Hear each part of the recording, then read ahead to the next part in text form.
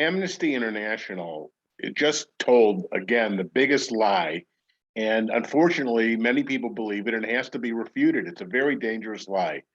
Amnesty International basically said that Israel is an apartheid state, and the original sin of its creation is a sin itself in their mind. Now, the reason why this is so preposterous is twofold. Number one, no nation on earth has a better claim to its land than the Jewish people do to the land of Israel. And number two, absolutely, Israel's not an apartheid state. It's the furthest thing from it. So let's deal with both of those. If you read the Bible, if you go back in history, name a country that has a better claim to the land of Israel than the Jewish people do to that land. It's not just the Bible, but every page of the Bible is about the Jewish people living in that land, not the so-called phony Palestinians, which are made up. I mean, before the 20th century, there was no such thing as Palestinians. There's no letter P in Arabic. There's no Palestinian history. Every Palestinian before 1948 was Jewish. It was the Palestinian Post, the Palestinian money was all Jewish. And who are the Palestinians today? There's maybe 20,000 original people that lived in that area before 1948. The rest are all carpetbaggers and their children and grandchildren who have no claim to that land. But even despite the fact that there's no Arab-Palestinian history, it's a made-up thing.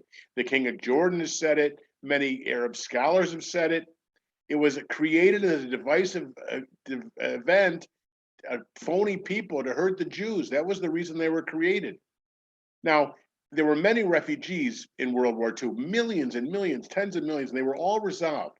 The only case that was not resolved were the few thousand people in this situation and their descendants now, and the carpetbaggers who moved in because people want to make an issue against Israel. That's why. But to say it's apartheid is just nuts. Now, there's two kinds of Arabs that live in that area. There's over 1 million citizens of Israel that are Christian and Muslim, that are citizens of Israel. They have equal rights. Israel provides for their ministers and their imams, their mosques and their churches, their schools. They have complete rights. There are many buildings where Jews, Christians, and Muslims live on the same floor. They have exactly the same rights. Then there are people that are not citizens, and most of them choose not to be citizens. They don't want to be citizens of Israel.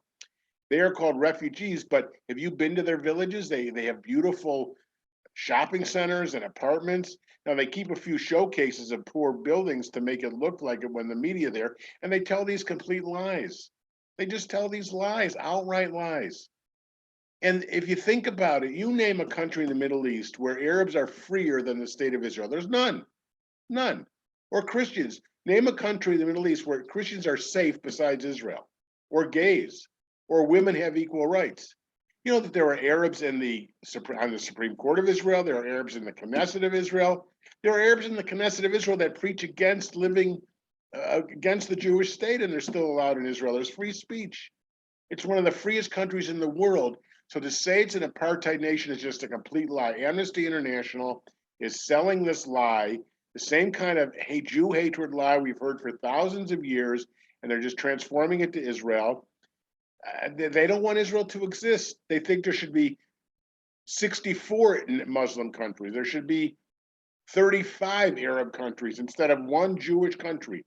The Balfour Declaration in 1917, the Remo Conference, the UN Declaration, the history of the Jews for thousands of years have a right to that land, and they're just trying to steal Jewish land and sell this lie.